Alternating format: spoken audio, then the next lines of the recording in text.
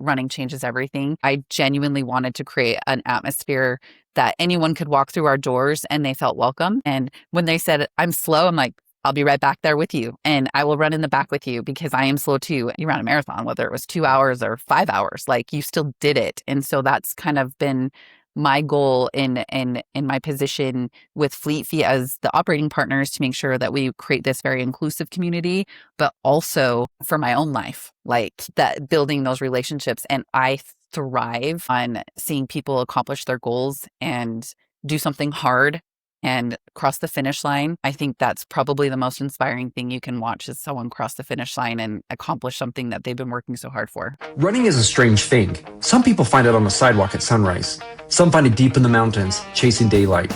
And some of us find it when life feels heavy, and running is the only thing that makes sense. For some, it starts with a 5K. For others, it's a marathon. And for a few, it's 100 miles that changes everything. But somewhere between the first step and the finish line, something happens. Running stops being about pace, or distance, or medals. It becomes about purpose. I'm your host, Ryan Head, and this is Reimagine Running, the podcast dedicated to talking about why we run. Each episode, we'll sit down with runners from every background, trail runners, road runners, beginners, veterans, and talk about their journey. Not just where they've run, but why they run. Because for many of us, running didn't just change our fitness, it helped us find clarity, healing, discipline, hope, and sometimes even ourselves. Whether your why was born on a short loop around the block or somewhere deep inside a long, lonely mile, this podcast is for you. Welcome to Reimagine Running.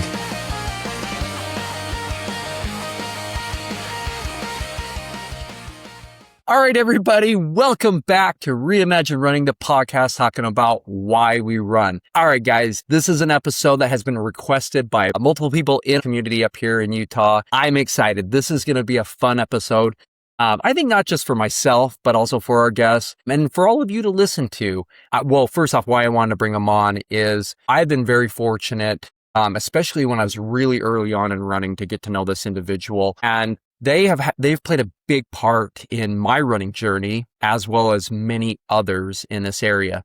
Now, when I tell you that she is also the director over all the Fleet Feet stores in Utah, you're going to be like, oh, okay, he's talking about just, gear, shoe stuff. No, it goes so much deeper than that. And you guys will hear that in this episode because I've been fortunate and just very blessed in my life to get to know Jamie McDonald and just the impact that she's had on me. I mean, from the moment I met her, really, I've known her for a little bit longer, knew of her as well, but it was like 2019 where we got to kind of know each other. Went through the pandemic with all the running stuff. And then, coming out the backside of that and just helping develop this community, she has played a huge part in this. Sometimes I have people tell me, and again, I know if you're from out of state, you don't know all the details. And again, our out of state reach is starting to get bigger, which is so amazing.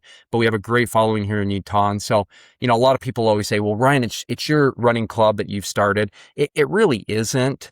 There has been some really important players to this, as I've mentioned before, like Tim Cotterill, Joe, Micah. Some of these people have played a very big part to this, as well as the Ogden Marathon. They've played a very huge part in getting a lot of this put together. But I would say single-handedly, probably the most important, probably the number one person who has really helped drive this has been Jamie. And I've just been fortunate to have her in my corner for many years now. She knows I'm just excited to see where the future takes us with running. So anyways, I'll stop. We'll turn it over. Welcome to the podcast, Jamie. Thank you so much.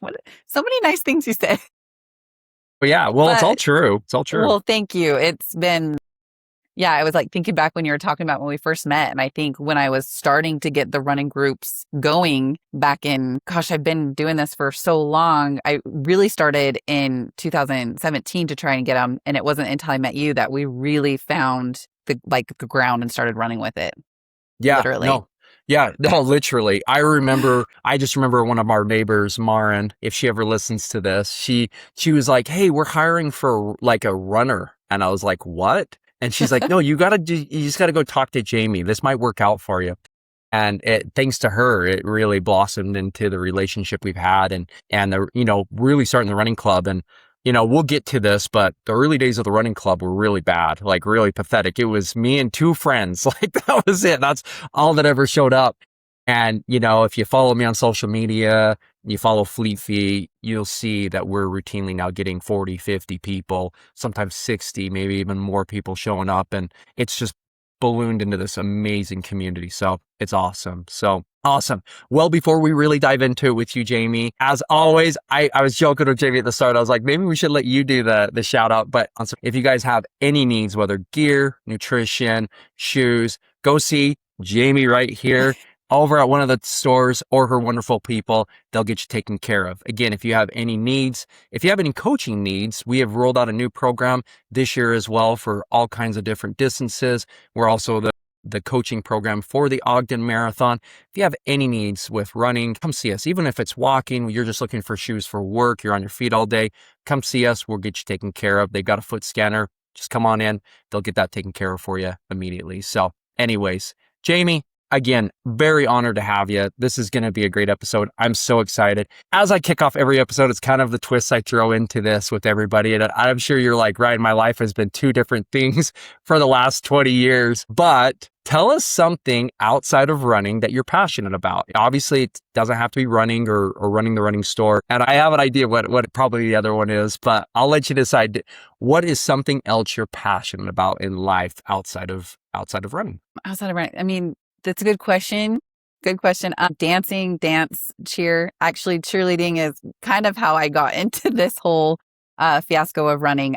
Being a cheerleading coach, I cheered in high school, and I love to perform. I like to get on stage. That was my favorite part about cheerleading is getting on stage and performing, and then developing those coaching skills and learning how to adapt to other people and get them motivated and keep driven for whatever activity we were doing, whether it was cheering at a game or performing on stage or doing a competition. Like, I just found passion in coaching with people. And that's kind of how I somehow got into this running community, is because a past cheerleader of mine, I ran into her on an airplane one day and she says, "Oh, we're looking for a manager." Back then it was Striders, and we're looking for a manager at Striders. And I'm like, I think I could do that. Like, I work out every day. I run every day. Like, I never considered myself like this runner, but I was like, I think I could do that. And I've worked in retail for my entire adult life. And so I thought, I have that background and that skill. I know how to run a business. And I was so excited to like jump into this and find something new, but it all started with cheerleading and coaching. So That's awesome. Now I'm like, what did you think I was going to say? The one thing I know about you, there's a lot of things I know about you. Obviously, we're friends, we talk, we've text, we've, all kinds of stuff over the years. But the one thing that I know you're very passionate about is you're passionate about being a good mom. That is something I know, as you've talked about your daughter and just the relationship you guys have had, and, the stuff I've seen on social media. I know you're super passionate about it. And a lot of people I know, they'll come on, they're like, well, I'm passionate about my family. And I get it. I love hearing that kind of stuff because I'm the same way. I love my family. A lot of times I'm like, I get it. Most of us are that way, but what's something else outside of family that we're like super passionate about? But to you, I always feel like it means a little bit more, because I think at times it's been you by yourself really, running the ship and getting things going. But to be a single mom and to raise a wonderful daughter who has been she's an awesome person, as well as, running stores and really trying to be a good person in society, and you're kind-hearted. I mean, it's just not, I don't think that's easy. I don't know. Maybe I'm wrong. And maybe you're like, no, Ryan, it's easy. But I think you've just done a fantastic job of it. And she is, I think she feels loved. I'm sure she would say that if she was here. And you've just raised her to be this amazing person, and, and having her go forward. And I'm sure there's letdowns like any of our kids and, family members and all that. But I know you're passionate about that. And it's something that I've seen over the years. And I've just always thought it was really cool about you. Thank you. I am passionate about it. And being single mom has been by far the hardest thing I've ever done in my entire life. And Charity's biological father decided before she was born that he wasn't going to be a part of her life. And so I really have done this parenting thing alone. However, I have had community and family, and I couldn't have done it without the people around me. Like my neighbors, calling them up to, can you pick up Charity from daycare, and can you take her here and pick her up from dance? And I've always made sure that Charity never felt that I was a single parent. Like, she's always been involved in sports and dance, and she did Office last year, and my pocketbook absolutely fills it. And I definitely I never wanted her to feel that. And she has been, I mean, we're in a new phase of life because I have now, she's 18. I don't know how to parent an 18-year-old. And I'm like, like for the last 18 years, my whole life has been around charity. And I think that's why I've worked so hard in my career. And what I do is so that I could provide for my daughter and give her the best life I possibly could. And now we're in this new phase of life where I'm like, so now what? I love Like, it. I need to find some new hobbies because if I wasn't working and doing work things, I was at one of charity's basketball games or a lacrosse game or whatever activity charity had going on. So it is definitely, but thank you for saying that because I do value my relationship with my daughter so much and teaching her to be a strong, independent young woman, which I think right now she's like rolls her eyes at me because I'm like, hey, we need to do this and we have to do this and we're going to start paying bills. So you know how to finance. And she's like, oh, Mom, I'm just a kid. I'm like, no, we've got to be strong. And so I'm like I said, she rolls her eyes at me, but one day she's going to look back and be like, I'm so thankful that I hope she does that I pushed her to be a strong, independent woman, that we don't need anyone to take care of us. We want a partner and we want someone to be there with us, but ultimately we can do it. So Yeah. hopefully I've given her that good example. I So think you have for sure. And I think it's really cool to hear you say that because you have been a good example of that. And and truthfully, like in a lot of ways, that's like I've tried to even though I'm a male and I'm a dad, I've hoped my daughters have kind of followed that same example that you've set and that you are because I'm like, listen, like at the end of the day, you're the only person. It's like when I do my 100 milers, and this is just another one of those correlations to life with running is like, at the end of the day, no one else is getting me across the finish line on a 100 miler besides myself. Like, no one can pick me up. No one can pull me. No one can push me. I have to do it myself. And so at the end of the day, yes, we can have people support us and we can have people be there to, encourage us. But at the end of the day, it really does come back down to you. I mean, the buck stops at each one of us when it comes to our lives and how much you want it. And so you've done a great job of that. And I've seen that personally. So it's just thank you. it's been awesome to see. So, well, Thank as you. I kind of mentioned, I'm excited about this episode because it's going to be a little bit different. It's still going to be about running, but like I talked about from the get-go, Jamie has played a huge part in the running community and how she has been instrumental in not only getting a lot of races to where they're at, but helping create groups, getting many people into running. And so I really, like I usually do with everybody, and it might just be a little bit of a twist on that question, but I know and you kind of alluded to it where you're like, well, it was, I got this job because of a former cheerleader that I helped coach and all that. But I guess I'll take it a step further. And maybe it was just a job, or maybe it wasn't. Maybe you're like, no, I was always passionate about this. But when did this running thing become more than just a job, right? And again, maybe it's you running too, or maybe you're like, no, it's really about supporting the community. When did that become important to you to where you're like, you know what, Ryan, I want because right now, seriously, I think you're a staple in the running community. I think Thank you're you. amazing. I think a lot of us think this, that I'm not the only one that believes this. And it's like, you are so instrumental in making tons of stuff happen. So, because no one works as hard as you do if they don't give a crap, right? Like, let's just be honest. Like, I'm working HR professionally. I know this, but anyways, yeah. So when did it become more than just a job to you? Yeah. I mean, that's a really good question. And I think there's like, I can think of so many things that I was like, oh my gosh, this is my love and this is my love. But honestly, it happened at the fit bench when I was like sizing a customer. I can't tell you how many people I've helped over the last decade that tell me their story. Like, it's crazy how much people will tell you when you're fitting them for shoes. And when the first couple of years I worked there, I like just hearing people's running stories because I've always been into running. Like, running was always part of my workout regimen, like, and coaching. When I coached high school cheerleading, I coached at Layton High for a handful of years. We ran every single day. I believe in the fitness part of it. I believe in the endurance part of it. It's good for the mind. It's good for the soul. I've always thought of it as a great tool for us to stay healthy. I didn't fully understand what it did for our minds and our brains fully until I started working and fitting people. And there's one in particular moment that I had with someone, a customer, that I was like, okay, maybe there's more to this, a little bit more to this. But she was not very nice to me. Like, I was treating her like everyone else, and she was grumpy and she was having a bad day or something. And I just remember being like, oh my gosh, like, calm down. Like, she just wasn't very nice. She was very short. very one word answers. And I was trying to get to know what her running needs were. Like, what are we running for? And it was like, just for me, like very short answers. And when I took her up to the register and was checking her out, I asked her if she was interested in a pair of running socks. And she snapped at me and said, "I don't need running socks. I just need to buy these and leave." And I'm like, "Okay, I'm really sorry." I said, "I'm really sorry. I'm just trying to do my job." And she broke down into tears. And I just kind of stood there for a minute. I'm like, "What's happening?" And she immediately was like, "I am so sorry. I just left a courthouse. My husband was just convicted of a pretty serious crime and is going to prison." And she's like, "The first thing I could think of is I need to go pick up some new running shoes so I can go start running so I can clear my head. It's my therapy." And I just walked around the court, like the counter, and I just hugged her. And I'm like, "I'm sorry if you don't like hugs, but I'm a hugger.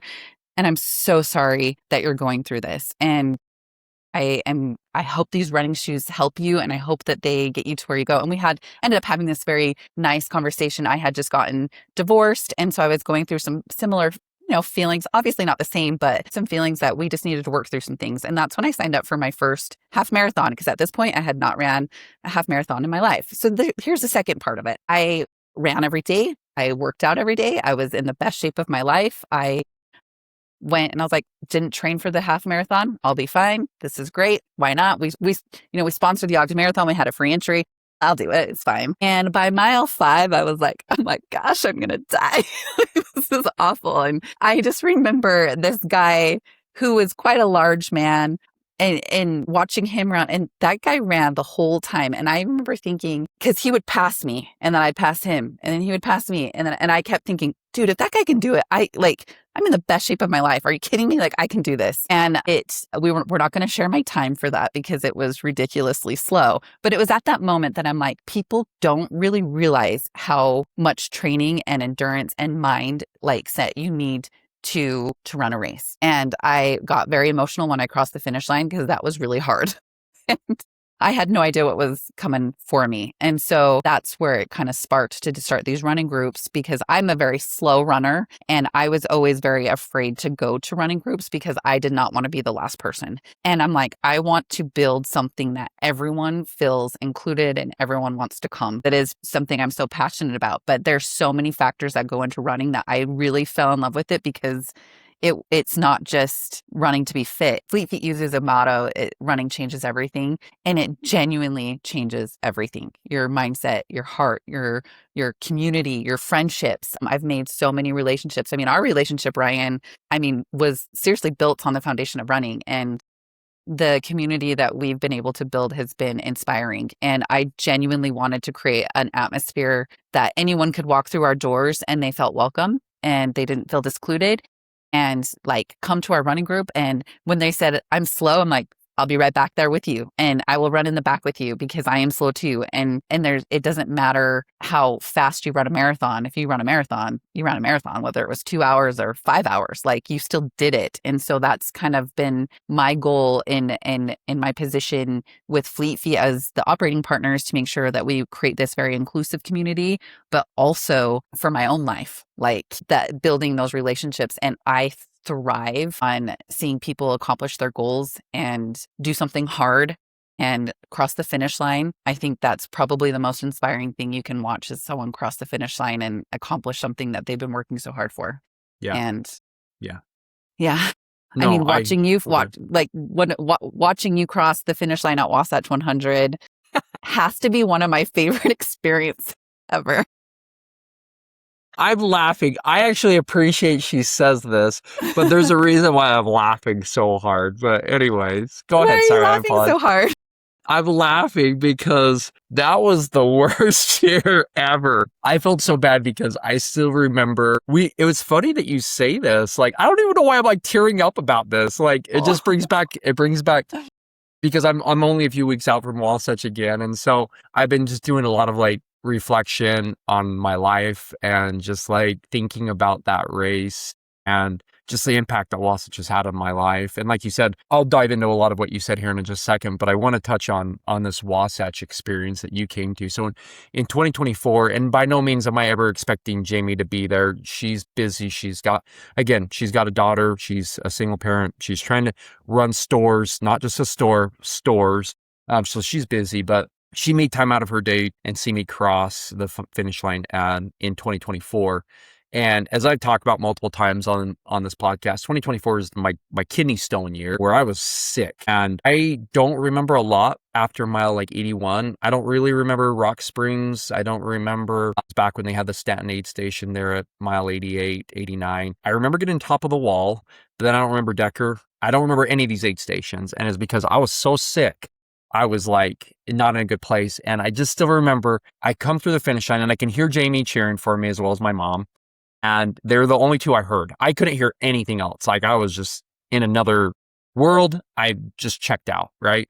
And I remember like, I was like, this was the hardest thing I've ever done in my whole life, I think physically. And I remember I got to the finish line and I was doing my best to just stay up. And I remember you like came over and you're like, how you doing? And you were like really excited to see me. And then you're like, I could kind of see the look on your face like, holy crap, like he's in a really bad place. And you're like, hey, come sit down. And I'm like, yeah, that sounds like a really good idea. And I remember just sitting down because the year before was nothing like this. The year before I was in this happy mood. Everyone's happy. We're all sitting around in a circle at the finish line. This whole cool thing. This year was like, I'm not good. I'm in a really bad place. And my mom has said to me multiple times, why didn't you just fall down on the ground and like, and I was like, I was doing everything I could not to do that. I was like, can't make a scene. Because I was like, I feel like I'm going to black out. And I came over and I sat down and you're like, okay, I'm going to get you water. What else do you need? And you just like took over and you're just like, I'm going to get you this. I'm going to get you this. And, obviously my crew at that time had been with me. They had done everything they could. They were maxed out. They couldn't do much more. They're just like, Ryan, we're just here to get through the finish line. But you were like, kind of took over. You were like, let me get you some water. Let's get you cooled down. And I still remember you saying to me, like, you were like, dude, within a few minutes, you started looking a lot better, but you kind of had me scared. I don't know. What was your thoughts there? I don't know. It was just, I'm sorry, this isn't about me, but it's just, it's a funny memory with you. It's a good memory with you. Yeah. Like, because it was really inspiring because I had not known at that time when you crossed the finish line about your kidney issues and all the struggles that you had, right? And you had this glazed look. I remember I hugged you and I was like, congratulations, I'm so excited. And you just kind of looked at me and you smiled, but then like there was like nothing in your eyes. And I'm like, dude, we got to get this guy a chair. And I was like trying not to panic, but I also was like, it was kind of like, it was strange because like your eyes were just kind of glazed over. And I was like immediately like, oh man, like that was kind of terrifying. And even when you just had a like permanent smile though, like you never stopped smiling, which I will never forget that either. Cause like Ryan was probably in so much pain, which I imagine you were in an extreme amount of pain and not feeling well. And you smiled the entire time. And I even thought that because your coloring came back because you were pale and your eyes were blank. And I was like worried that we got you some food and we got you some water and you had some Gatorade and you started to come back and you were fine. But even when you were leaving that night, you were like just smiling, like happy. And I just was like, that was the coolest thing to watch you finish because I knew how struggle. And then later you were telling me all the struggles. I'm like, how are you still smiling? Like, that's incredible. Like I don't smile when I'm in that much pain. So I love it. I thought it was great. Like, and you do. I've watched you finish a lot of races over the years and you always smile and you always are having a good time and you are always encouraging everyone. And I love that energy that you put out there, which is exactly why you're on my team and exactly why you're my friend. And you're always like, I think that's inspiring. Very inspiring. Well, thank you. That's kind of you. And it was definitely an interesting experience. And like you said, you were 100% right. I was just like trying to remain positive. I knew a lot of people were very concerned about me, but I was just trying to put on the biggest smile. I mean, I think it's sometimes in life, that's just how it is. Again, another correlation to life is sometimes you have to put on a smile even when you don't want to. And I just was like, I've got to reassure everyone that I'm okay, even though I'm not, and just make everyone believe that, hey, it's going to be okay. But you saw through it. You were like, ooh, buddy, there's some really bad stuff happening here. So, but I do want to just go back just quickly. You said some stuff that really hit deep with me. And I've never heard your story before about when running became more than just a job, right? You've never told me that story. I am like, oh my gosh, it makes so much sense now why you are the way you are. And I'm like, as I'm hearing this story, and I really hope everyone in the community hears this and listens to this because hopefully you've learned, don't skip the first 25 minutes or whatever that is of this episode. Go back. If you haven't listened to it, go back, listen to it. You're going to want to hear that story. But It tells me a lot about who you are, because when stuff is just so bad in life, so many of us will turn to something to bring us comfort. And, this lady comes in and she's had a horrible experience and she's like, I don't know what to do. I'm just going to run and hopefully that helps my problems go away. And I'm sure now all these years later, her life's hopefully been a little bit better and she's a happier person and all that jazz. But you were there at that right moment to help her like find something more and to be that person and be kind. And that has been you to a T when I think about everything that you have done over the years. Like I think about, all the relationships you have with, multiple people in the community, with, some people who've frankly just been a jerk to you, to the partnerships that you have, and you work through it, but you always do it so gracefully. And I think that's the part that's so cool to hear about you and to hear the story, because it just tells me like, this is why you are the way you are. And you're like, okay, like this can bring happiness to people. Like this can bring clairvoyance, if you will. This can bring a solace that so many people are looking for in troubled times and in their own personal lives, whether it's, their personal lives or, professional or whatever it is. And it's really cool to hear that from you, because I'm like, that is so you. Like it is so you. Like you are always like, hey, I want to help other people. And then sometimes when I'm like, dude, you got enough crap on your plate already, but you're still just like, I'm here to help other people. So it's just really cool to hear that from you. And then hearing your first half marathon, I know that what you're talking about. I still remember I've said the story multiple times on episodes, but just the ladies that ran and they destroyed me on my first marathon. I was so angry. And they were like these 50-year-old, 60-year-old ladies. And again, no harm, no foul. Like awesome that they beat me. But man, I'm telling you, they just trounced me on the marathon. And I was just like, there's no way. And by mile 23, they were gone and I never saw them again. And I was like, I can't believe I got beat. And it's tough, but it's really cool to see these inspiring stories, to see people out there just going, and you're like, okay, if they can do it, I can too. Like I'm gonna go after it. So super cool that you share those stories. I really, really like that. So take us forward. I obviously I know we've been talking about more of your impact on the community, which has been awesome, but I'd love for you to share any other race stories. I know like even last year you did the Big Cottonwood half marathon. And for our listeners, if I'm not even going to spoil it. I know we've had a few people on who've talked about Big Cottonwood. Why don't you tell us a little bit about Big Cottonwood for those who don't know what this race entails? Yeah, it is. Your knees will love you at the finish line. It's a downhill. It's a beautiful race, but it is pretty much all downhill, aside from the last, I think, 3 miles-ish is flat. And you definitely feel that the moment you come out of the canyon and you're flat, your body feels that also. So, but I had one of the best races ever. I think I would have done better if I didn't have, I'm sure a lot of women have this issue. You have to pee within the first 5 minutes. Doesn't matter how many times you peed before you go to the race. But the moment, like the first mile, I'm like, how do I already have to pee? And so stopping at some of the restrooms is not my favorite, but such a great opportunity to run and perform well and feel pretty good after. And I ran into Ryan at the finish line, which was really cool. I didn't even expect to see you at the finish line, actually, but that was really fun. But a really cool experience for me. Me and my really good friend and coworker ran it together.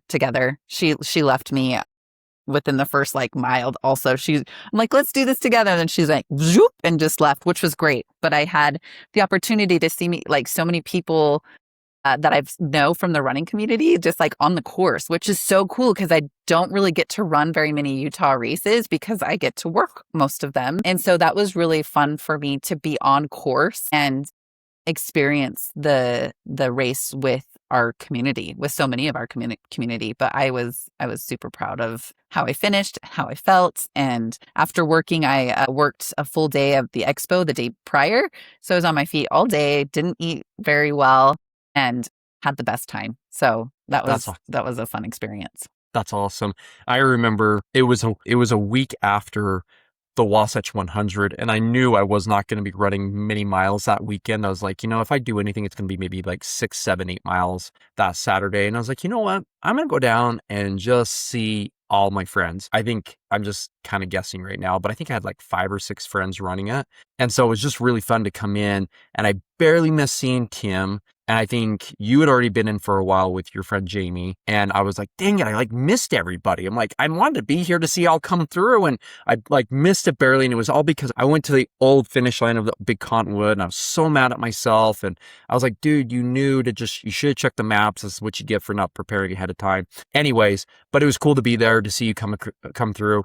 I remember just being like, oh my gosh, you like crushed it. Like, for like, all the stuff you've gone through physically, all the challenges, all the stuff, like you absolutely slayed it. And I was like, holy cow. And so it was fun to just be there for all of you guys and like, just be cheering you all on and just be like, this is fun. I like being in this environment.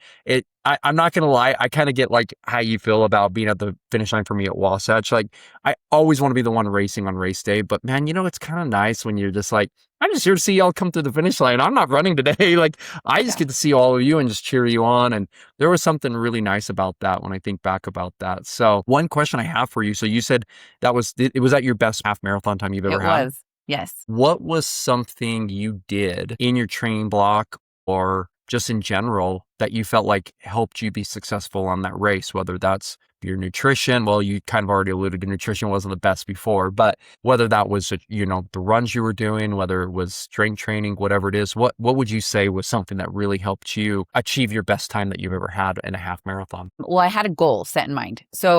And I knew my pace. So when I was training, I knew what pace was realistic for me. And if I pushed it too hard, that I wasn't going to feel very good and I might crash and have, not feel my best. Because I've learned in past races, I'll start out going so strong and feeling so great. And then halfway, I'm like I'm burnt and it just doesn't end well for me. So I've learned through past experiences that, okay, this is my pace. This is what I know I can do. This is what I'm comfortable with. And I maintained that pace the entire time, which is why Jamie crushed me because she went off on her own pace. But I was like, nope, I'm staying back.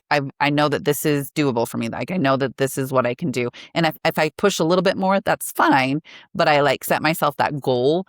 Like this is what I'm going to run at. And I incorporated a lot more strength training. So I think that's one thing that a lot of runners don't, that's a huge miss for them. And that's when your body really starts to hurt. I have tibial band issues. And after my first couple of half marathons, I learned that no matter what I did, my tibial band was bothering me. And so one of my sports med doctor really encouraged me to work more of my glute muscles. And we talked about glute muscles and how to strengthen that so I'm not feeling that while I'm running. And I really focused on my strength, and I did not have IT band issues that day. So, which was great because I haven't ever ran a half marathon and not felt it before. I mean, I guess I did a little, but like I was fine. Like I was still walking around where before I was not definitely walking around the way I was.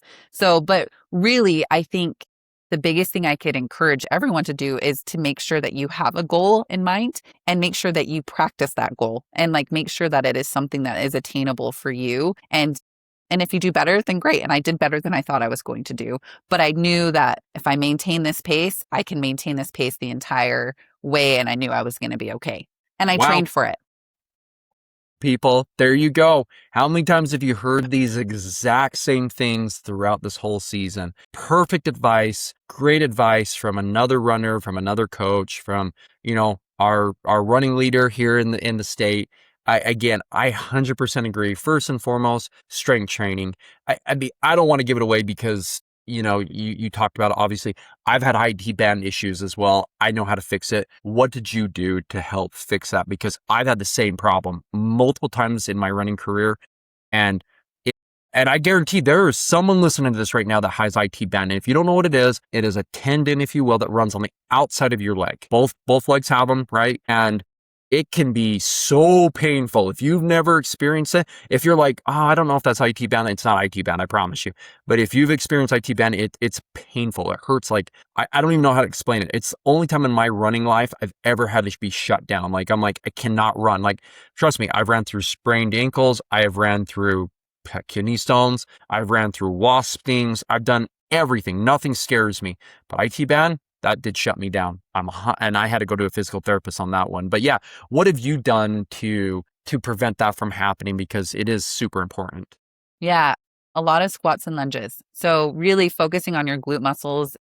And so squats, sumo squats, side lunge, anything to strengthen the outside of the leg also. So a lot of mini band work and doing side to side, basically where you put the band around your knees and get in a squat. And I'm sure you all know what that is, but really, really focusing in and dialing in on that. And I also forgot to mention that stretching before and after. So like doing some type of dynamic warm up and then stretching after my workouts was like, so I implemented a lot more of that too. And I do think that made the combination of all of that really made a huge difference. But yeah, I cannot stress that enough. Like I'm talking to customers, I'm like, you have to use your strength training, cross training, whatever it is, and then recover. Like you have to recover. You have to stretch. You have to roll out. You have to make sure that you're keeping your body's like your body and muscles fluid. If not, they're just going to tighten up because that's what they do. And you're right. IT band, probably one of the worst pains I've ever experienced in my life. Like it's the point where like you lift your leg up to move and it doesn't move. Like and like when you land again, it's excruciating pains. And I never wanted to feel that again. So I was like, okay, I'm going to do everything I can to not feel that pain ever again. And it wouldn't be right of me if I didn't mention the correct footwear also. If you are not wearing the right shoe for you and not what works for your body, you are going to definitely feel it also. So I cannot stress that enough. What you put on your feet is the foundation of your running. And if you're not wearing the proper footwear for your foot type, it's going to destroy you. Yeah. So, and I love that you say that. And I want to throw this out there to all of our listeners right now. Like you really, really need to, if you haven't done this and you're just like, I just go buy whatever's on the discount table at whatever running store. I don't care if you're not here in Utah. Go find somewhere. If you're here in Utah, come to Fleet Feet, both locations, Logan and Ogden, or Layton and Ogden, both have, that's funny. I can't believe I messed up there. That's awesome. Hey, okay, maybe you're just manifesting a store in Logan. No, exactly, right? Maybe it could happen. Exactly. But Layton and Ogden, go to their store, get your foot scanned. I tell this to every person asks me, like, hey, I get asked probably at least weekly. I'm not joking by this. What shoe do you recommend, Ryan? And I'm like, I don't have any recommendations for you. You need to get your foot scanned. And then from there, I'll tell you what I think has worked for me. But that doesn't mean it's going to work for you. You really need to go in and they're going to say, okay, these are the shoes we would recommend based off of what your foot looks like. And I just had a really good dear friend of mine recently just tell me, they were like, I went to, I forget the name of the place. It's right there in the old Newgate Mall. There's some store that they do like discount shoes and stuff. They went in there and they told me the pair of shoes that they got. And I don't want to say the name of the brand. You would know exactly what it was, but it was a stability support shoe. And I was like, Kate, do you need I started talking to him and I was like, do you need a support shoe? And they were kind of like, what's a support shoe? And I'm like, geez, I'm like, okay. I'm like, listen, I really don't recommend you wear this shoe. And they're like, why? I got it for like $30. And I was like, okay, I know it's a popular brand. And heaven knows I've worn this exact same shoe before, but I don't need stability. And if you wear stability, it could cause major problems for you. And I'm like, you really need to go in and get your foot scanned. And I'm like, you know, to me, running in shoes or like having shoes, even if you're just walking around, listen, if you're just walking around work or whatever, like shoes is like a bed, in my opinion. You don't skimp on a good bed because you spend a third of your life on this thing. Shoes are the same way. You don't skimp on shoes because you're on shoes all the time. If you skimp on shoes, that's like basically being like, yeah, I can sleep on the ground every day and I don't really care. Like you're not going to do that. Why would you skimp on shoes? Spend the money, get a good pair of shoes. You can skimp on something else, whether that's the nicest car out there. You don't need the nicest computer. Skimp there. Skimp in these other places. You don't skimp on shoes and you need good socks as well. You skimp there, you're going to have problems. So I 100% agree with you. I love that you say that because it is super, super important. I tell this to every person that asks me, well, what do you like? Do you like Brooks? Do you like New Balance? Do you like, whatever? And I'm like, I'm not going to tell you because you need to go get your foot scanned. So I love that you say that. Super, super smart. Yeah. Anyways, any other thoughts there though? No, I just think running shoes, people, yes, you can find cheaper shoes other places. But in my experience and being working for such an amazing company, I've had the opportunity to like go to warehouses where the shoes are manufactured or learn more about why the shoe is made that way. And I can say with 100% confidence, running shoes, and every brand has a story, like a very unique, interesting, like I love that story. That is so cool. Like someone had an idea and they flew with it and I love it. But the innovation of running shoes and the work that goes in behind it and the science as to why they do that, and the millions of cameras to film this gait and to look what this foam does or whatever it is. It's incredible. So I cannot stress enough to and you're right. Like I've worked there for 11 years, and every single year I have a new favorite shoe because of something that's changed or my body's changed. And so when someone's like, oh, my friend said that this shoe is the best shoe on the market, and I'm like, but let's find what's best for you, because every single one of my employees in my store, we all like something different, and we all have an opinion about how it fits and how it feels and the production of it or whatever it is. So I'll just say that, yes, you'll pay a little bit more for a running shoe, and it is 100% worth it. And different running shoes have different purposes. So if you do not have the correct shoe, you're doing yourself a disservice as well. So that is something I am obviously very passionate about as well. Is I love making sure that the customer gets the correct shoe. Like if their foot hurts or they're having issues, it is like a fun, like, let's figure this out. And like, I love when I've seen people that I've helped at the finish line, or they'll come over to my booth and say, oh my gosh, thank you so much for your help. I felt so great. My feet feel amazing. My body feels amazing. And that like nothing makes me happier. And I'm like, yes, like, I'm so glad that it worked for you. Like I truly believe in what we do. Yeah, so. That's super cool. And yeah, and I totally hear you when you say that, because I'm like, there's been shoes you've recommended me as well, and they've just been so good. After, getting my foot scanned, you're like, Ryan, this is what you should do. Like, you're going to like it. Like, just go, trust me on this. And I've always said, again, I don't even want to share what my favorite road running shoe is, because I don't want any of you out there to be like, Ryan said it, so it's the shoe. But to me personally, huge fan of the New Balance 1080s. I do everything on the roads with these things outside of race day. But I want to touch on something that Jamie just said, which is really important, is that when you are doing different activities with running, you really should be looking at different types of shoes. And I think that's really important. And I know a lot of this, we like to talk about people's whys on here, but this is really good information. This is why Jamie is so valuable and so amazing in the community, because this is stuff that she has taught me, and now I'm teaching other people and sharing and all this other jazz. But when you do workouts with running, you don't just always do the same shoe, right? If you're like, I want to do speed work, well, come get a speed shoe that you can do those workouts. You're not meant to run in your speed shoe every day. Me personally, there's a couple different shoes I like to run in when I do my speed work. I have a couple of Nikes that I'm very much in love with, but my daily trainer on roads is not a Nike shoe. It is, like I said, a New Balance. When I run my races, I usually run in the Alpha Fly. It is my shoe. It's what I love to run in, but that's not what everybody chooses to do. And same with my trail shoes. My trail shoes vary for many different reasons. If I'm doing speed work on the trails, I'm usually wearing some Salomon gravel shoes. If I'm doing long, hard efforts, it's either Cascadias or my Mount to Coast. Again, these are Ryan's, but the reason why I'm sharing what I wear is each shoe serves a purpose. And it's funny because my wife was giving me grief about this a few weeks back. She's like, you have more shoes than me down here. And it's in our mud room. And I just was laughing, and I was like, I know, but they all have a purpose. It's not just one shoe fits all. And I'm like, it's not like how it was in the early days when I had just one shoe that did everything. I'm like, they all serve a purpose, and some of them will protect my foot more than another. Anyways, so I really encourage you, if you're like, I really want to get faster at running, what do I do? Well, go in, talk with Jamie. She's going to talk to you about what shoes are going to work, or someone at her team is going to tell you, these are the shoes you should wear if you want to do speed work. If you're looking for long, hard miles, these are the shoes that you should do. If you're looking for race day shoes, come in there, try these shoes. You're going to love them. So I think it's awesome. I think it's really cool. Super, super cool. Last thing I want to touch on that you said a little bit ago is just strength training. And I know we've already talked about IT band stuff, which is really important.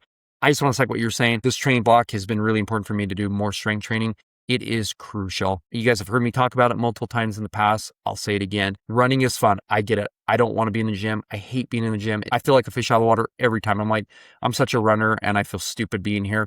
But I'm telling you, it has made me stronger. It has made me a more resilient runner. I feel more prepared for a Wasatch than I have in years because of strength training. So second, what Jamie said, go get it done. And one of the things that I've loved is that we've always incorporated strength training into the programs, the coaching programs we offer through Fleet Feet. So definitely check them out. If you have questions about strength training, one of us can help you with that. So super, super cool. So yeah.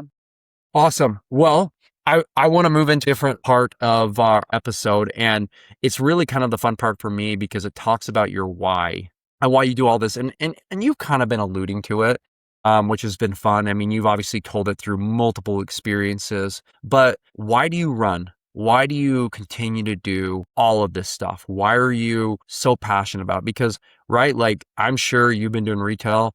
You're good at it, obviously. And Fleefy, we love you, no problems. But she could go do something else somewhere else and probably make a lot of money because she's really passionate and she's really good about it, all this. But you're very much involved. You're manning aid stations to being at races to, you know, managing X amount of employees to filling jobs, recruiting for jobs.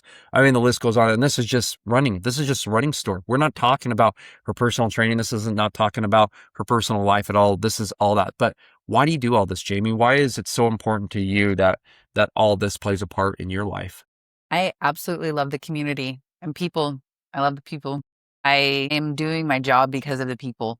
100%. I get so much. You have to find something passionate in your life and what makes you like tick and what makes you drive. And I I get out of bed in the morning because of the community and who I get to connect with on a daily basis because of running. And it expands more than just the customer in my store, which that's where it starts, right? Like I will go run with these running groups because I want to see people. I want to see my friends. I want to make new connections because of the position I'm in my role. Also, I have the opportunity to like help other people out. And one of those things that I do is I try and find different opportunities in the community of where we can help someone in our community or help many people in the community. And because I have a platform for it, like we can do a run and let's raise some money, or let's do a raffle and raise the money. And it's not for the business, it's for the community. And I want to make sure that everyone feels included. I want to create a very inclusive environment. And I want everyone to know that they're like welcome and can be a part of something amazing. And that's the coolest part about running, I think, is it is 100% a personal thing. Like we say PR, right? It's a personal record. And I do know that there's obviously a ton of people out there who run to win and they want money and they get the recognition and they're influencers. And I think that is fantastic. But that is not the majority of us. The majority of us are just the everyday Joe Schmoes that are slow at running like me. And I really wanted to use my position to inspire people and encourage people and to help build something more than just the races, right? Like we do Burn the Bird every year. If you don't know what that is, it is a day after Thanksgiving run that we do. When we started it, how many people did we have at our first one? 6, I think. So it was like 5 or 6. It wasn't a lot. 5 It or was, 6.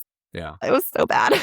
This is how our group runs used to be. But we stayed persistent and consistent. And I kept it like I want it to be a fun, free run that people can come and do after Thanksgiving before they go shopping.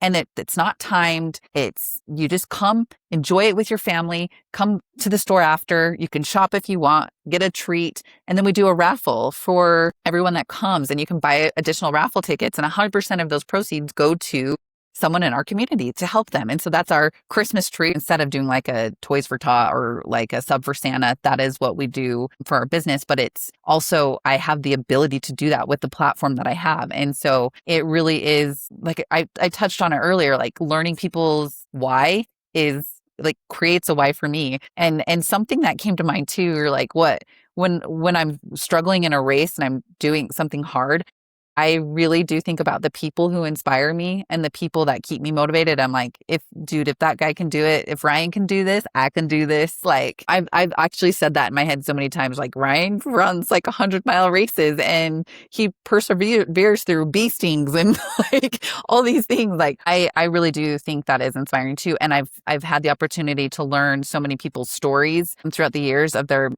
physical struggle and like what's prevented them from succeeding or like prevented them from doing certain things. And really just, I love that connection. I love that connection with people. And if I can help like inspire them and help them get to a better place in their life, I want to. And I don't know why other than it brings me happiness. Like it brings me joy. It like fulfills me to help people succeed and feel better about themselves. I think something I really think about, and I teach this to my daughter, she'll come home and tell me something about a friend or someone, like, she's 18 and she's like, oh.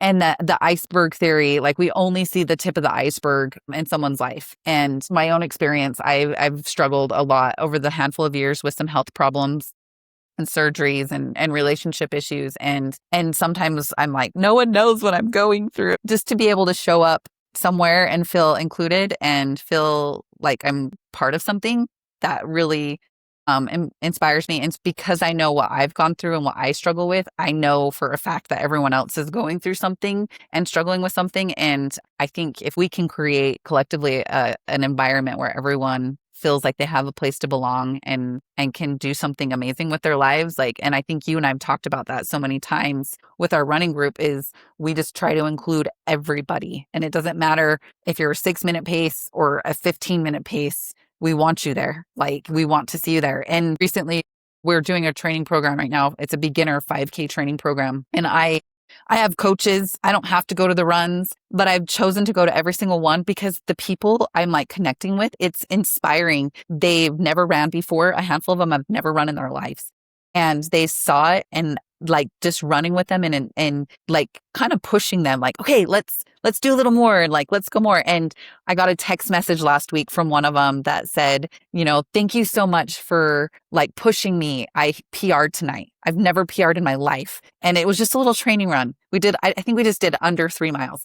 And she's like, I've never done that before. And that was amazing. And I honestly got emotional about it. I'm like, this is why we do what we do. Like, this is so cool. Like, yeah, I'm just passionate about people. That was a very long explanation, but I absolutely love the community and the relationships that I've built.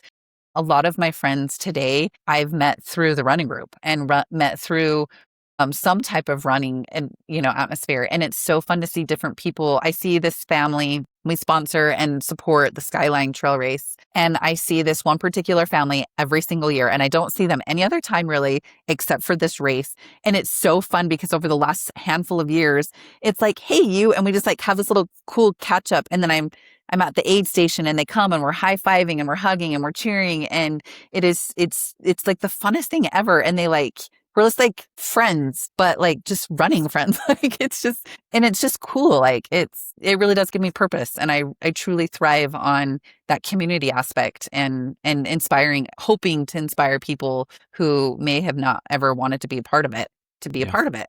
Yeah, it's awesome. Well, I'll be the first to say that, like, man, where do I start? There's so many things I want to say to what you just said. First and foremost, you are a great example of this. You really, really are. Not just a good example of it. You are a great example of this. It really does show through in your actions. I always say words are kind of cheap. Actions really speak loud, and your actions show that you really care. I can't tell how many times I've seen people, not just in our community, but throughout the world, that they will say stuff, but they don't mean it. And they will say what you want to hear, but they don't care. And that is what really makes me angry in running, because it is easy to be, if you will, the sexy thing. The man, I can do this, I can do that. But then when it comes down to it, they won't be there for you. They're not going to show up for you. They don't care about you. Not like someone like you that I've seen just honestly, just like, I'm going to be there. I'm going to give everything I have. I'm going to show up, and you speak with your actions. And that has been the thing that has really, I've just always loved about you. And I'm like, she really means it when she's like, I'm going to do something. I'm going to be there. I'm going to help promote this. I'm going to help make this go forward. The other thing that I want to touch on is, this is exactly why I love working with you. This is exactly why, like, I don't know how long we'll do this together, right? I've always joked with her. I'm like, if Fleet Feet ever for some reason didn't want you, I'd follow you wherever you go. But which I think Fleet Feet loves her, so that's not an issue. But I hope so. I know, right? I know, right? But it's just funny because I've always been like, we both share the same passion. And And I've always said my why, I've touched on it a couple of times this season of the podcast. I really haven't dived in too deep besides the first episode. My why is so complicated. It's hard for me to ever put it into terms, but one of the big branches or big roots to my why is exactly what Jamie said. It is about the community. I love getting the community together. I love seeing people do hard things. I love seeing people be like, I can't believe I did that and I actually pulled it off. I'm like, yeah, because you're more amazing than you even realize. You just don't know it yet. And that to me, and this is exactly everything Jamie was just saying, like it's exactly how I feel. This is why I love working with her. I feel like we're on the same page always. It's never about her reputation, my reputation, about making us influencers. It's never about, hey, we want to be the fastest people out there. It's never been about any of that for us. We don't care about that stuff. What we care about is that we can get everyone out there, no matter what your pace is, and we're going to cheer for you. We want you to be a part of a community that no matter what your background is, what your political beliefs are, your religious beliefs, whatever it is, I don't care what it is, that you're welcome to come run with us, and we want you there. And that's the one thing that I've always felt like has been amazing from day one. And when we only had 2 people, 3 people showing up to our group runs to, some of the biggest runs we had this year of 50, 60 people. And I do want to just say, because this is something we should gloat about just a little bit. Jamie won't say it, but I'm going to say it for her. Burning the Bird, first year we only had 6 people. People, for a second, take a moment to guess while you're sitting here listening to this episode. How many do you think we had this year at Burn the Bird? Again, it is a free event. We do the Friday after Thanksgiving, so Black Friday as some people call it. How many people did we have? Give you a second to think. We had over 300 people show up this year. It was kind of almost chaos, but it was so fun. We had such an amazing time. And it was so fun. I was like, holy cow, it felt like a race in the middle of winter, right? It's like November, almost December. And we have like this race going on. And I'm like, this is so stinking cool. So it has been awesome to see what you've been building. It's been fun to see this continue to grow in the direction it's going. I think it's exciting. I think it's so, so exciting. I know you've been through a lot of personal struggles as well, especially like with your health and stuff. How have you been able to use running to cope with that? Because a lot of our listeners and a lot of people we've had on this season have dealt with very interesting scenarios. Some of them have gone through personal loss. We've had some people who have dealt with cancer. We've had some people who have been through knee surgeries, like myself, twice, reconstruction of my right knee. We've had people, that have gone through loss, whether that's death or divorce. How have you been able to manage these types of things? Because obviously I know personally you have. How have you used running to be able to cope with this? Honestly, it's kept me going. A couple of years ago, had a pretty invasive surgery that put me down for a while, and not just physically, but mentally and emotionally also. Not being able to do really much of anything for, I think it was like 10 weeks. I couldn't do anything, and it wore on me pretty bad. And honestly, getting back into it was very difficult. And I will say that to everyone, because if you've had surgeries before that have put you down for that long, you will know that your energy is down, you're tired all the time, you're fatigued, your muscles don't want to do anything. And so that was a really big struggle for me. And the way I incorporated it, I actually joined a gym. I joined Orange Theory Fitness. We have partnered with them in the past. And I was like, maybe I need a little push, because it was kind of one of those things like you have to register for your class. And if you don't cancel, then you still pay for it. So I'm like, that's going to hold me accountable. And I needed that little push to get going again. And we're on the treadmills every day. And that little bit of running on the treadmill, like I started on like walking for a while and then progressively started running again. And then when I felt confident with that, then I started running outside more and joining our running groups and building that strength again. And I really think that accountability piece for myself, knowing that I could push myself to get to be healthy again, running really does. Like I was telling a customer the other day, we were talking about this because I was talking about this exact same experience. He's like, when did you know you loved running? I'm like, well, every time I run, I'm like, this sucks. This is hard. Like my body hurts. But then when you get done, and you're like, I feel so good right now. Like that runner's high is so real. And coming out of surgery and coming back from that recovery, every time I ran, I was having that thought, like, this sucks. Like, this is hard. Like my body hates me. But then the moment after, like 5 minutes after, we're like, all right, like that was pretty good. Like I could do that again. Like that was fun. that runner's high really kept me going. And I would say to anyone, like, if you don't know where to start, join somewhere that does give you a little bit of accountability to help jumpstart that. And then being part of the group holds me a little bit of accountability too. Like, I feel like people count on me to be there and people count on me to show up. And that really does, I don't like to tell someone I'm going to be somewhere and not be there. And so if I tell someone I'm going to be there, I'm going to be there no matter how I feel. And so I'm very fortunate in my role that running is part of my job and showing up is part of my job. And that really did push me to be part of it. I think we were partnering with, like, a few months after my surgery, we were partnering with another running group. And I was like, I think you came to one of them on the trails and I struggled. Like, I don't know if you remember that. Like, I don't even think we did a half a mile and I was like this is hard. But showing up is so, like, I mean, I really do find value in showing up and being part of something. And like, show up, like, just show up. You will feel so much better, like, coming through it. And not, my physical body starts to feel better, but then your emotional, it's truly the mental and emotional part. Like I was talking about, like, you get done and you're like, oh, I feel so good. I did that. Like, you kind of can pat yourself on the back and be proud of the fact that you accomplished something that was hard and you didn't really want to do, Mm-hmm. Yep. So 100%. Yeah, no, it was really cool because I remember exactly the run you were talking about and you were like, this was not fun. And I remember being like, and I knew you'd been through some stuff, physically and whatnot. And I was just like, oh, you poor thing. Like, you just, like, you're doing your best. Like, really, you're doing your best. And I say this as I always joke, professionally as possible, but Jamie looks amazing. She has come a long way.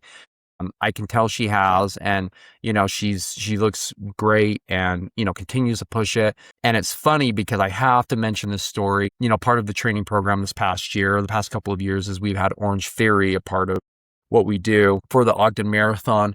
And Jamie's like kicking my butt on the strength training. I'm like, I suck so bad.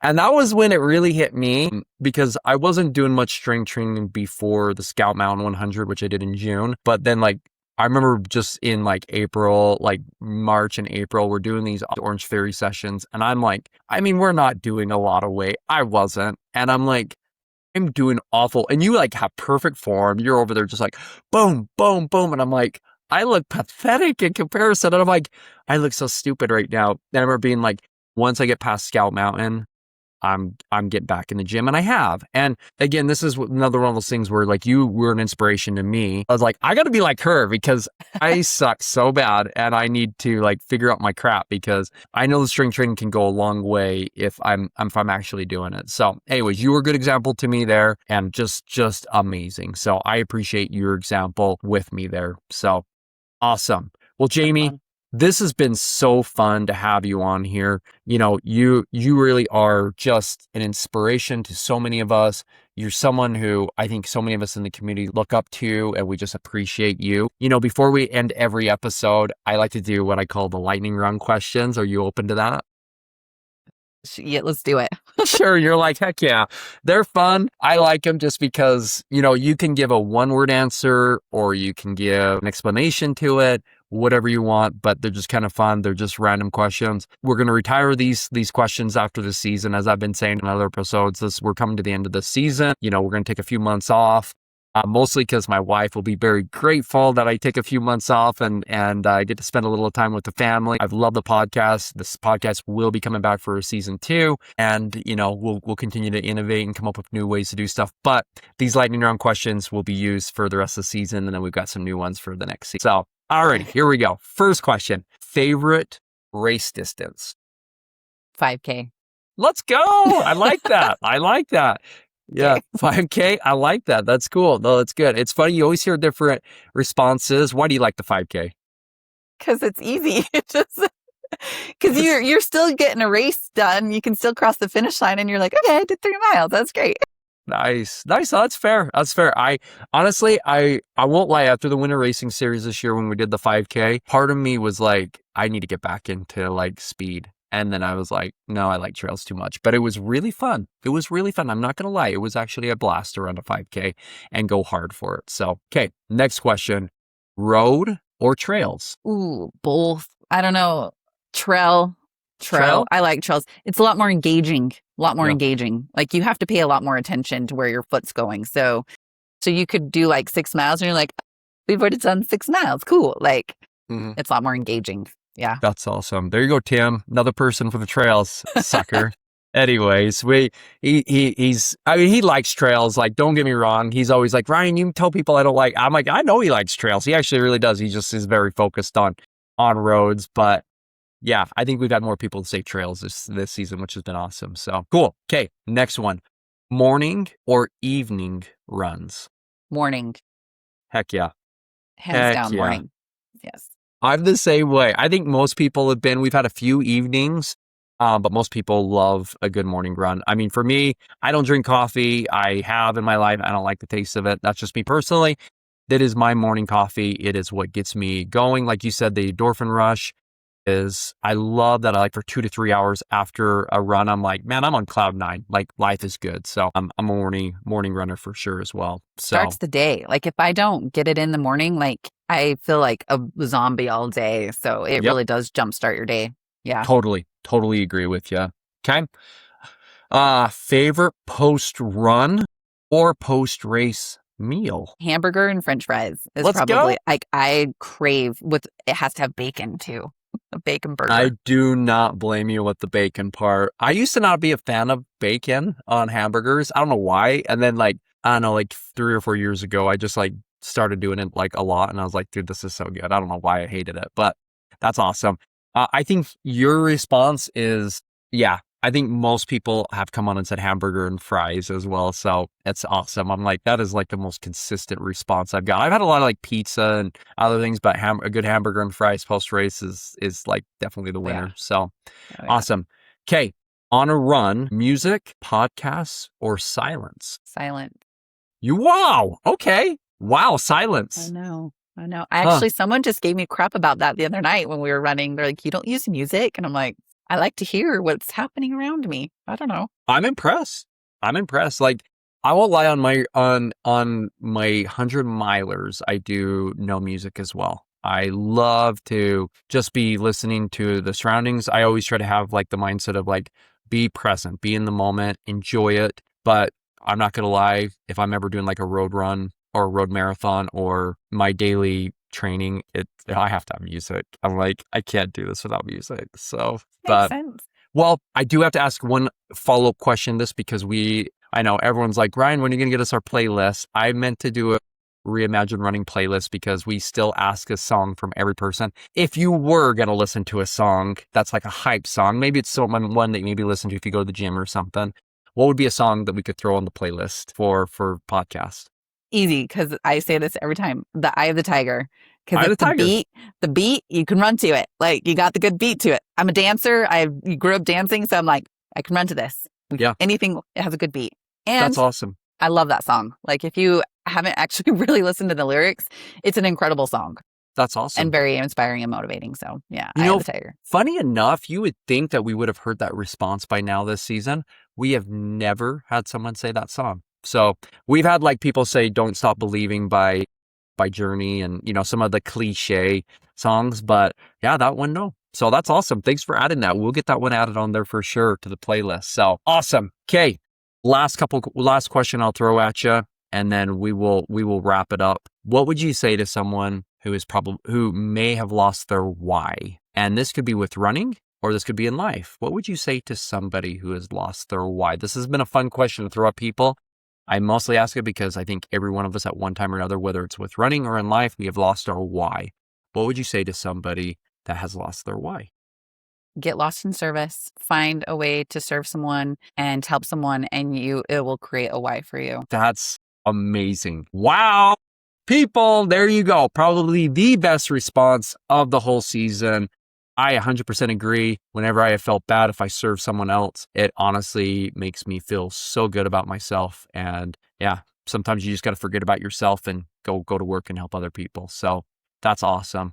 Well, Jamie, this has been awesome. Thank you so much for coming on the episode on this podcast with me. This one's going to be amazing. I can't wait to release it. I can't wait for people to hear this episode because I think you've shared some really good insight. You've shared just, how instrumental you've been in the community. You have been. I know it.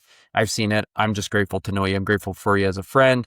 And honestly, I can't wait to see what we do moving forward because I think we've got a bright future and we're just going to keep, as I always say, I say it kind of in a weird way, but I also mean it, is we're going to keep conquering. We're going to keep dominating in this area because we actually really care. And that's the difference between us and probably about everybody else. So anyways, Jamie, thanks Thank for you. coming on. Yeah. Thank you. I love working with you, Ryan. Like and you're a great friend and I love what we've done and I'm truly excited for what's to come. And I want to add a little tidbit. Ryan's one of our coaches for good reason. He's really great with mental strength and endurance and we offer a plethora of different training programs throughout the year. And if you don't know where to start and you're not sure how to start, I would encourage you to contact us and let us know how we can get you going because we have a program for everyone. Like I said, my dream was to be inclusive to everyone, and my passion is to make sure that everyone feels welcome no matter where you start. And so I would just encourage, and Ryan's one of our coaches, and we're very much in alignment with that mindset of getting people started and going and inspiring you. So if you don't know where to start, please join us on any platform. Please join us. Yeah. And if you know a loved one or someone that you're like, I just want them to get out and move, and you're like, can I pay for coaching with them or whatever, just to get started, right? Please reach out, guys. Like, listen, as I've always said with my family personally, I was the first person to ever run a marathon in my family. As I always say, the first person through the wall always gets bloody. But ever since I proved it could be done, now I've had brothers, I've had sister-in-laws, I've had nieces, I've had nephews now run a marathon. And that's just the marathon. I'm not talking about half marathons. I'm not talking about 5Ks, any of that other stuff. But it basically kind of started a revolution in my family where running was not something anyone ever did. And so, like, if we can help you as a listener, whoever this is that's listening to this episode, if we can help you or a family member or someone else, let us know. We want to do that because running changes lives. Like, you always hear a bunch of stuff out there that could be wrong and false and like, yeah, running's bad for your knees and running's this and that. It's not. Like, I promise you, it's actually really healthy for you and it can do a lot of good. And yes, you got to do it right, as we've talked about throughout this episode and as I've talked about multiple times throughout the season. But even if all I can do is walk and I'm just going to start a walking program, then let's get you started walking because that is going to be instrumental and a game changer for you. So I'm so glad you brought that up because it is important. I'm glad you made that plug because yes, obviously we're running a business. Duh. I mean, yes, we are running a business, but the reality is this goes deeper than that. The return on your investment will be exponentially higher than what you put into it. So just saying. Yep. There's nothing more rewarding when you do start running. Like I said, we talked about it's hard.